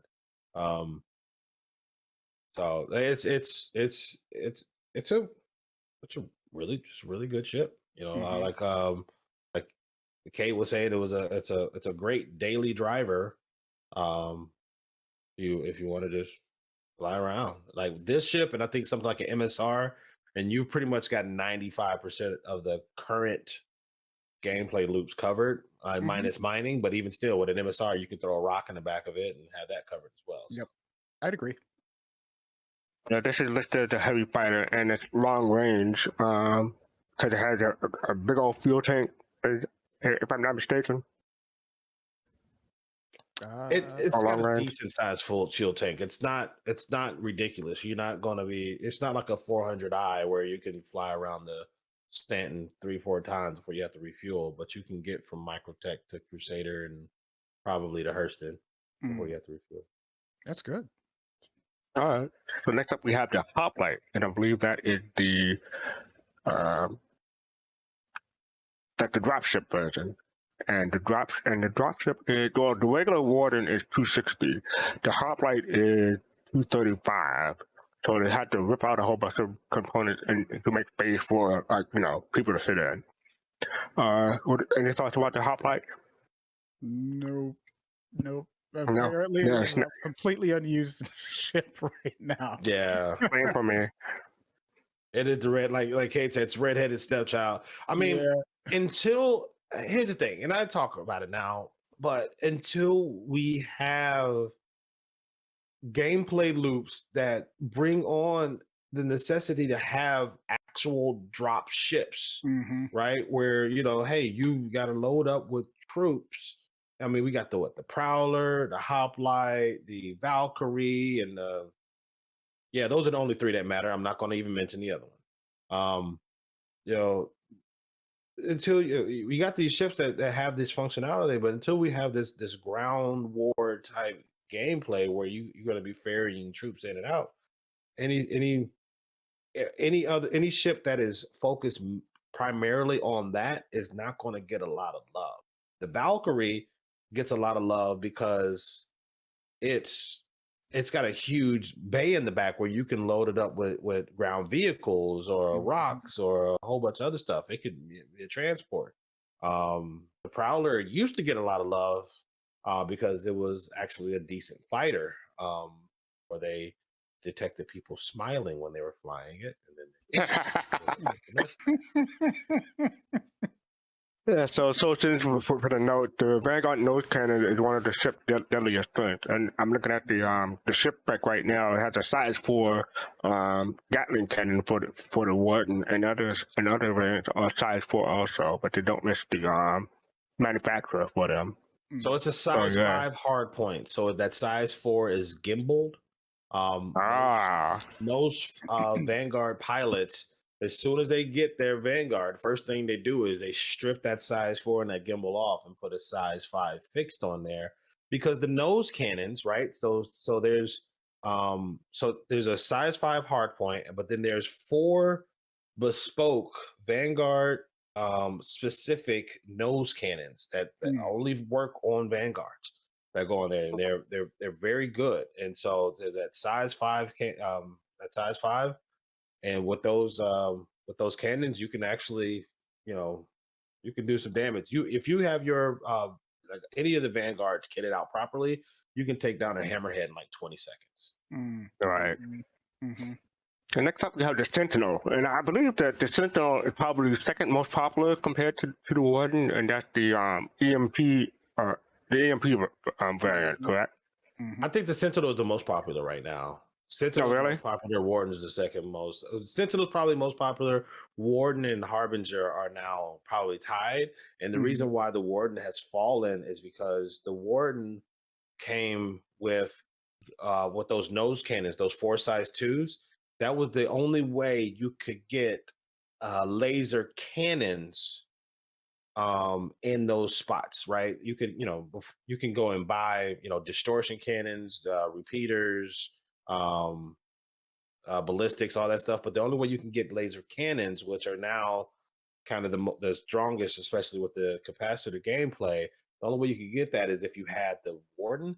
But as of I think 3.15, you can now buy those actually at Cousin Crow's and Orison. So a lot of people had the Warden because that's the only way you can get those, but now you don't have to get those. You can put those on the Sentinel and a Harbinger. So personally, if I could go back, I'll probably go get a Harbinger in order to get the torpedoes and the guns with some missiles. Before we get to the Harbinger, I just want to say the Sentinel is 275, and yes, I don't have that much experience. You want to think about the Sentinel before we go to the next one, Dark Knight? I would go with what Gomab just talked about with it being a pretty popular ship, and I can see why. I mean, you've got the guns and you've got the ability to EMP. It would make it actually a pretty good pirate ship if somebody wanted to use that or a group of them. You could snare somebody right there and hold them back from going anywhere and take them out if that's or at least stop them from going and then board their ship and take what you need. But it seems like pretty cool. So yeah, the Sentinel is 275. Then we have the Harbinger, which comes at 290, and it's Gomab was saying it's a bomber. Someone in the chat, I'm sorry, it scored off for me, but says that the Harbinger is great for PvE. So if you're going to take that to like Xenothreat or something like that, probably maybe a good choice. So what were you saying about the Harbinger again, Gomab? No, I right now that I can get the same firepower in a Harbinger that I can in a Warden, right? That I couldn't before unless I had a Warden strip the guns off of. Now that I can get the same firepower on the Harbinger, I think the Harbinger may actually give you a little bit more variety of types of damage you can do, because you also get those size 5 torpedoes. I think you still also have 2 missile bays, so I would replace those with the size 1 with the size 1 missile pods, right? So I can get 8 of those in each, so I have 16 size 1 missiles. I think it's 3 size 5 torpedoes in the guns. Man, you do some damage, feel some pain. Yeah, 3 size 3. Oh, rocket pod. Oh, I'm sorry, 5 missile, 3. Yeah. Then 4x4 missile TBC for the Harbinger. I mean, it says TBC, but I'm pretty sure they're in game because it is fireable. So yeah, and you got to remember, when you look at this the RSI site, right? You're looking at what the ship comes with by default. Right. 90% of the ships in this game, the first thing anybody's going to do when they get their ships is strip all that crap off, because it comes with junk that is not optimized for what you want to do with that ship. There's very few ships that I run in a stock loadout unless it's just I'm just CPU. Okay, but yeah, we're talking about stock loadout, so really want to look at hard points and on there, right? What can I put on there? What size missile pods can I put on? What size guns? What size shields? And how much did it cost you? Yeah, and how much it'll cost you? Yeah. So I think for around, I think it's like 240K, you can completely kit out a Vanguard. That's not bad. Really nice. It's not actually bad that's earnable for a lot of you if you want to fly it. You can get it in game. It's only 2 million. You can earn that in a weekend. Yep. Yeah, I keep listening to the other side price, but yeah, like I said, you can get all these shipping games. You don't have to buy it unless you want to support the project. Right. So, But it's rentable. standard too. disclaimer. So yeah, you can get try these ships out if you're interested in it before you go and buy it. Try it out. That's important. You might find it to be useful for you. And load it out Yeah. like Gomab said. Yeah, like, I took the warden out in Arena Commander, but that was a few passages ago, so it might fly differently now. But I was not enjoying the flight experience of the wardens. So that's me. All right, so next up we have the Vulcan. So let's take a look at this video. The end game ships for people to use. So if you're interested in refueling or repairing, you've got the Starfarer and the Crucible. So those are pretty big ships to sort of jump in at if you want to go, oh, today I want to do some repairing of ships. You're looking at these huge ships that have substantial crew requirements and time requirements to get. If you jump in at those and find, well, actually I don't like this, then it's a huge time investment and waste on that. So the Vulcan is sort of the jack of all trades starter ship for those professions. It does repairing, it does refueling, and it does rearming, which is something we don't have in any ship currently. It's a versatile support ship. It's there to support other ships. It's not great at combat, it's not great at transport, it's not great at racing. It's there for helping out with other ships. So if you're that sort of person that is interested in not the more active combat side, but helping others, then this is a really great entry into that, because it does allow you to help out massively for ships that have run out of fuel, ships that have minor damage, ships that have run out of ammo, and any of these ships could be stuck out in deep space, and they can call for your help, and you can go out there and give them just enough to get them to where they need to go to. It's sort of like the space AA or AAA for America. You call them up, they give you just enough to get to where you're going, and then you can do your full repairs, rearm, refuel there. So the mechanic for doing the repairing, refueling, rearming is via its drones. So it has 4 drones that are sort of contained within the body of the ship, and then it can launch them out. These drones can do all 3 actions, but they can only do 1 at a time before they have to go back to the mothership to change function, to take on new supplies. So whilst you've got 4 and they can do everything, they can't do it all together. So you can't have 4 out fixing everything at a time. There are only 2 stations to control the drones. So again, it sort of keeps tabs on what it can do. It's a 3-person ship, so you've got 1 person flying and 2 support stations, which would be either controlling the turrets or controlling the drones. So naturally, if you're in a sort of hostile environment, you may not want to have everybody controlling the drones and leaving yourself defenseless. So you sort of got to trade off your defensive capabilities with your support capabilities. So we see probably 2 drones at a time going out at any one time, doing 1 or 2 of those 3 features, and the extra 2 are just there for if you want to quickly change what you're doing. They're all stocked in the ship, ready to go. You can send them out. Naturally, the drones will either stay where you've left them or continue on an AI behavior, or if you're out for an extended duration of time, you're probably going to start losing these drones. They get damaged, you might be careless flying them around. If you're trying to repair a ship, you might actually bang into it and destroy the drone. So we felt that if you only had 2 and you can only use 2 at a time, and 1 gets destroyed, that's quite a harsh penalty. You sort of lost 50% of your ability to do anything off the bat. So we've got those extra 2 as sort of redundancies, and allows you to just stay out that bit longer.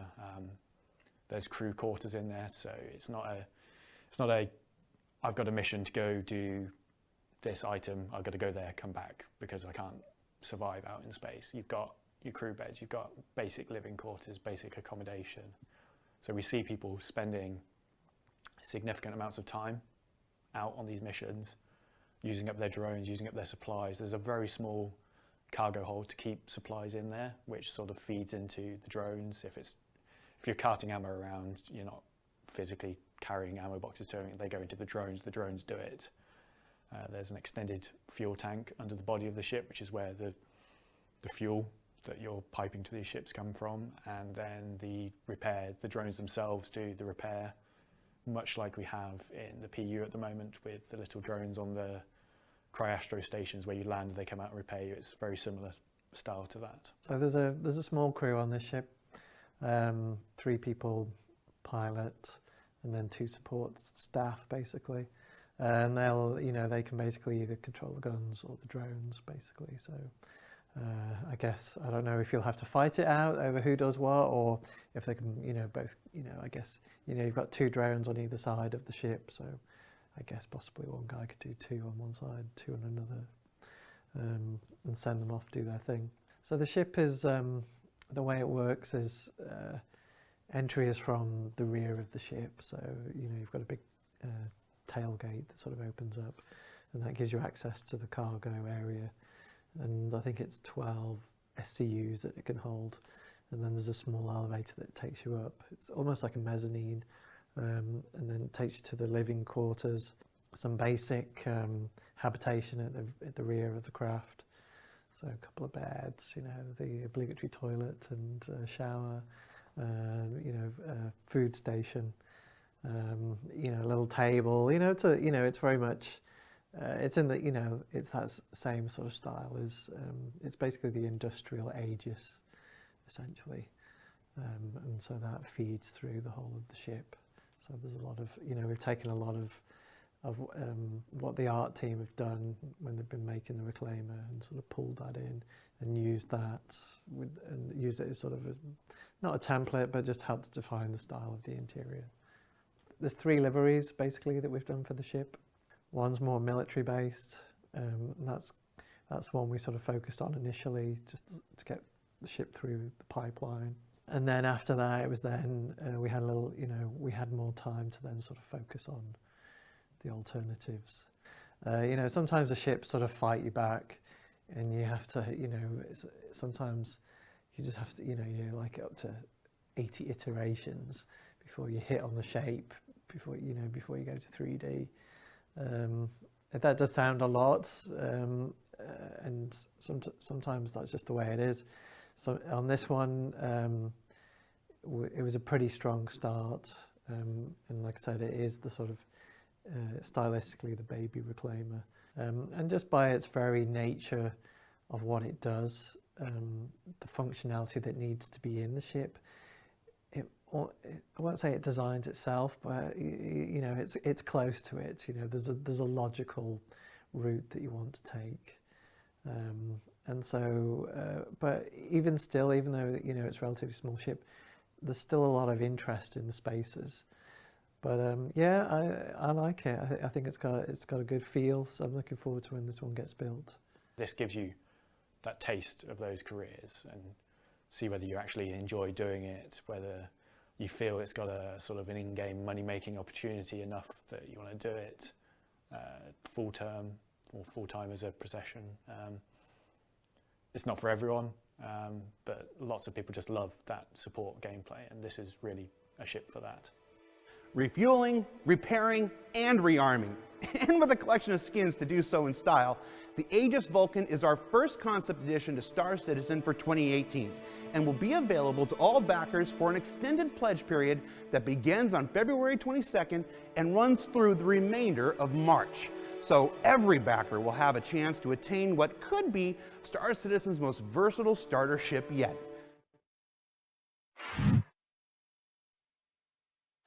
I just gotta say, I love chat. I love the community. Y'all are so entertaining. So that was the Vulcan. That goes for $200 on the RSI site. I want to say, Master69, thank you for the bit. Appreciate it. So I think. Let me. Well, we covered everything. They most covered it. So I don't have to read it over here. I just want to go to Gomab first because I want Whammer to interrupt him. What do you thought? I just want to call out the fact that it's $200 and he just called it a starter ship. I was thinking the same thing. That's what I thought. It's the best startership well, ever. remember, it was cheaper in concept. It was cheaper in concept, so it's $200 now, but it was cheaper Was than. it $60 a concept? No, no. It's like people, you know, catch their hair on fire if you call a Cuddy Black a concept. You know, I was just gonna say something like that. Yeah. Yeah, you know what I'm saying. Like I said in chat, I think the Vulture is really cool. Vulcan, sorry, is a really cool ship. I am happy that it's going to be in the game and available for other people to fly. And I will take part of people's services if they want to replay me. So yeah, it's time for me. Yep. Yeah. I'll, you know, floating pet boys. Yep. Dark Knight 75. What are your thoughts? Exactly. Floating Pet Boys or AAA. You got to come in with a hammer and a jerry can, and we get you all set up. I mean, Don't forget duct tape. And duct tape. Yep. That's all for the Drake ship. You beat me to it. You beat me to it. Yeah, you got to be faster we'll than use that. gaffer's tape over here in the Aegis arena. No, I have a feeling these are going to be everywhere. Probably NPCs flying a lot of them. You'll see them at space stations and outposts and stuff like that. It's just like you said, it's your AAA. You're going to call somebody in. They're not going to come down into Starfare. It's too big. It's too bulky. You're going to come down in something like this. Refuel quickly. You ran out of fuel on your way home, and you need some hydrogen. Call in somebody from AAA. They're going to come with their Vulcan, fill you up real quick, and then you can get home.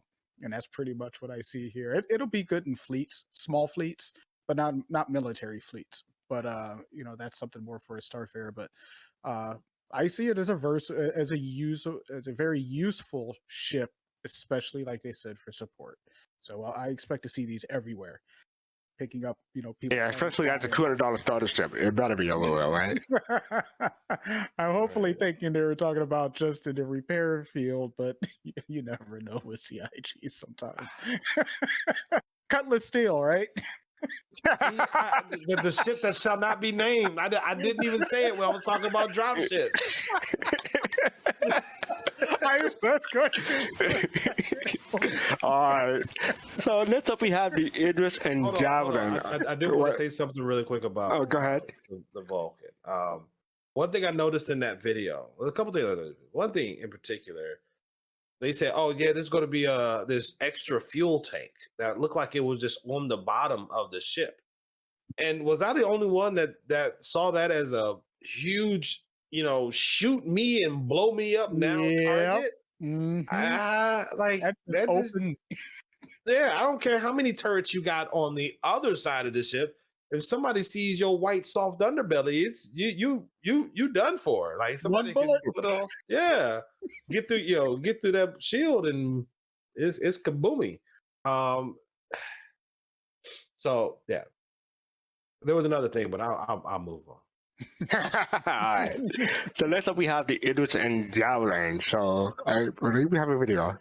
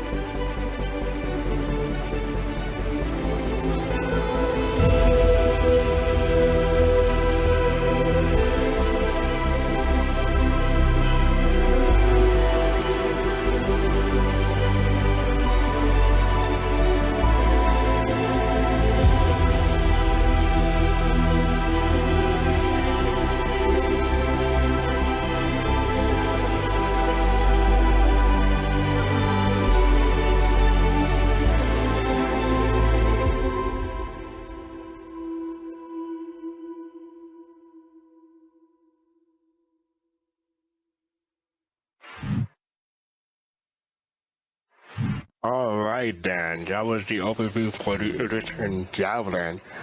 Do either of you own one of those big ass ships? Yeah, my No. kid's not out of school yet, so I can't do that anytime soon. Yes, either of you, like, took some money out of your car and put it into one of the big ships? No? Okay. Yeah, Until I they don't come with a own either. coupon. Until they come with a coupon for a divorce attorney. And 80% off. Right. Yeah, I looked on the RSI site. The only thing they listed was the Aegis P for 1,500. They don't even list the Javelin or the other Edition variant. So yeah. And the other thing is, whenever they do go on sale, they always sell on limited quantities, maybe like 1,000, maybe 100. I don't know what quantity they sell in, but they sell out within 30 seconds. Sometimes as fast as 5 seconds. Mm-hmm. And these are the Warbound ones that you have to spend with real money. Yes, I've just been told the Javelin is 2,500. So. Mm-hmm. Yeah, Definitely I'll always make friends. I'll make That's friends. that's what I was just about to say. Yep. I'll make friends that have them. Matter of fact, I have friends that have them, and I will create. Thanks for the follow. Damn you, Wimmer. Thank you. Thank you for the follow. Badger, thanks for the follow. You were saying, go ahead? So I will create an alt and park it on whoever's Javelin to crew it, to pilot it, whatever I need to do. I think they're when this game is big enough to finally support that scale of multi-crew. Mm-hmm. I mean, I think that's why we're all here, right? Right. To get to that point where you can see multiple Idrises and Javelins and a couple Polarises, and there'll be an 890 jump sitting off on the side with people that can't fight, just watching. Sipping on champagne. Yeah, sipping on champagne. You know what I'm saying? Until somebody just says, you know what, screw them, and sends a railgun through their bile. But that's the dream, right?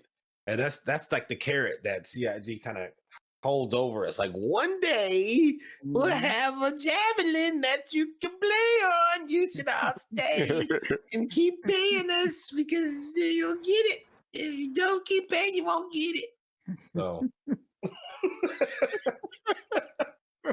So here we go. The Aegis M is 1,000. The Aegis P is 1,500, and the Javelin is 3,000. That's just for the RSI credit. They have the Aegis K, but I think that's just an upgrade. That's for 300. So thank you for that. Darla, let me ask you this: they gave us a tour of one of these ships during the IAE. What do you think? What do you think of the tour? That's exactly what I see for access to the ship. It's just going on ship tour. Just like if I was going to go out to say Los Angeles or Hawaii or someplace and go tour an aircraft carrier or a big military battleship. Thanks for the subscription, ARG Scott. I like that. Thank you for Thanks for the subscription. You see, Gomab gets interrupted too. But yeah, these are ships I don't expect to see often at all, and it would be cool to see one in a dock, or see it. Somebody has a big fleet battle and it's in the news, and the wrecked Javelin on Daymar. It's just those kind of. I don't expect to see it that often, but when I do, it'd be like, wow, check that out. Somebody's really got an army ready to go and cause some big havoc, and that big railgun makes things go boom. So you don't want to get in front of it by accident. No. I remember doing Xenothreat? Not Invictus. Yeah, Xenothreat. And you always have to be mindful of your situational awareness and what is pointing at you. So yeah, bad times happen. That thing launched a rail. You felt it even. And my bad. I said Gomab. I meant Dark Knight to get interrupted too. You two look nothing alike. All right. So I think that covers it. We have a question from Twitch chat. It's from 97.9. And it says, do you think that ships will continue to float in the direction on destruction when in space? Do you think that ships will continue to float in the direction? Oh, you're talking about like when you get shot. Inertia. Do you think there's momentum? They just stop, and They you can stop. hit them, and they'll rotate and all that kind of stuff. But I don't think they're going to go any further. I think they just like if you just stop, turn off your engine. Yeah, I mean, it would be nice if they could add that piece of immersion drink into the game, but I don't think that's gonna. Well, maybe in the future. I can't really say. Yeah. Yep. All right, so I want to thank everyone for joining us. Thank you, Gomab. Thank you, Dark Knight, for joining me. Like I'm not an Aegis noob. I'm just not. It's not really my that military ships. So that I really appreciate you two coming up with the lore and the background for covering what I was missing in my knowledge for these ships. I appreciate That's it. all Gomab right there. Hey, I did the research. I knew I was going to be on the show, so I read something. I read. Hey, I did research too. I came up with some of the lore. I did have some of the lore. Yeah. So Gomab, where can people find you? Right here on Soul Citizens. Tune in. You never know. I might be hosting on Sundays. I'll be around almost every Thursday as a part of the station. So holla at me. All right, Dark Knight 75. Where can people find you? Same place, right here. You might even find me in game. Dark Knight 75. You see me around. Don't shoot. I'll shoot first. Yeah, you can find me at Gomab in game. And don't forget you could watch Dark Knight 75 and along with Griffin Gaming on Drew Rager last episode or last Star Citizen episodes. Check that out on YouTube. Yep, we did. So I just want to say, yep. So on Thursday we have a show called Soul Talk where we talk Star Citizen members of the community. We talk about ISC and different things that happen during the week. Come join us and sit in with us on Discord. That's at 10 p.m. Eastern, 3 a.m. UTC. So check us out there. Gomab, you want to talk about next Sunday? Sure, yeah. Next Sunday, it's going to be episode 92, Solo, a Star Citizen story. Come check us out. Same bat channel, same bat place at 8 p.m. Eastern time. I think it's going to be an interesting conversation about whether or not you can be successful and have fun in the verse as a solo player. Do you really need to have those pesky things called friends? Tune in and find out next Sunday. That was great. That was awesome. That was great. So we're going to do a raid, but first I want to say follow us on social media. We're on YouTube. You can follow our channels on SoundCloud for our podcast, Instagram, and Facebook. And we sell merchandise. We sell mugs, T-shirts, hats, and game pads. So if you want to show support there, we appreciate it. We're also on Patreon, so if you want to follow us there, we appreciate that too. So thank you. Hey. And Citizen Shenanigan, thank you for the follow. Whammer, you can interrupt me this time. It's like I'm tired. Nope, no whammer. Okay, good. All right, so we're going to go to Float Chain for the raid. So make sure you send my love from Soul Citizen. So with that, peace, love, and soul. Take care, everybody.